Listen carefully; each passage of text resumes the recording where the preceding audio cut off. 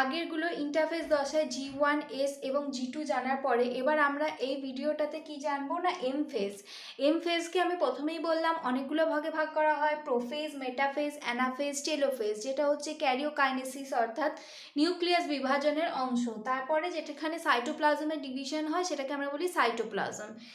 G1 দশাতে যেমন sell prepare হচ্ছিল for DNA replication, এবং G2 দশাতে কি হচ্ছে ফর অ্যাকচুয়াল ডিভিশন, অর্থাৎ এখানে যা যা তৈরি হচ্ছে তা কিন্তু সব কিছুই আমার ভেতরে এখানে গিয়ে কোষ বিভাজনের ক্ষেত্রে এম ফেজে কিন্তু লাগবে। এবার আমাদেরকে জানতে হবে, এটা আমরা পরে ডিটেলসে আরও পড়বো যে প্রতিটা এম ফেজে প্রতিটা দশাতে কি কি হয়। প্রথমে বিজ্ঞানীরা ভাবতেন যে G1S এবং G2 এইগুলোতে কি হচ্ছে, যেহেতু সেটা খালি চোখে দেখা যায় না, তারা ভাবতেন যে এটা হচ্ছে একদম রেস্টিং ফেজ, কিন্তু দেখা যাচ্ছে যে এখানে সেল কিন্তু প্রিপেয়ার করছে, এগুলো কিন্তু অ্যাক্টিভ স্টেজ।